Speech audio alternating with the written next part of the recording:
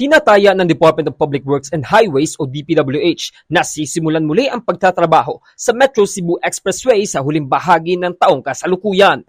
Ito ang ibinunyag ni DPWH Undersecretary Ador Canlas sa naganap na usapang budget forum sa Lahug, Cebu City noong Biyernes, Pebrero 20, 2026. Anya na sa ngayon ay nahaharap ang proyekto sa issue ng right-of-way at sa mga nasirang bahagi nito sa Segment 1 sa Naga City, Southern Cebu. Dagdag pa nito na natapos na ang detailed engineering design sa nasabing proyekto mula sa Naga City patungong Danao City sa Northern Cebu, ngunit sinusolusyonan pa ang pagresolba sa right-of-way issue sa nasabing daan. Ang natitirang pondo ng proyekto noong 2025 ay hindi pa nagagamit dahilan na pinag-utos nito ang DPWH Central Visayas sa pagpasa ng budget request upang matapos na ito. Ang natitirang segments 2 at 3 ay tatapusin sa isang public-private partnership sa pagitan ng Cebu Provincial Government at ng pribadong kumpanya. Layunin ng DPWH na matatapos ang rehabilitation works sa nasirang segment 1 sa buwan ng Hulyo upang masimulan ang ibang bahagi nito sa katapusan ng taon upang masolusyonan na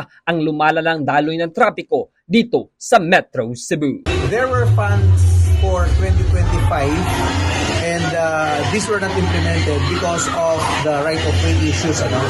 Remember, nung pinresent ko sa kanina yung budget from 2022 to 2025, parati ko kasing maliit yung budget natin for right-of-way. Well, there are some windows for augmentation pero usually hindi ganun kalaki. Mula rito sa Bombo Radio Cebu, ako si Bombo Ken Apor ng Bombo Radio Philippines, the #1 and most trusted source of news and information. Basta Radio.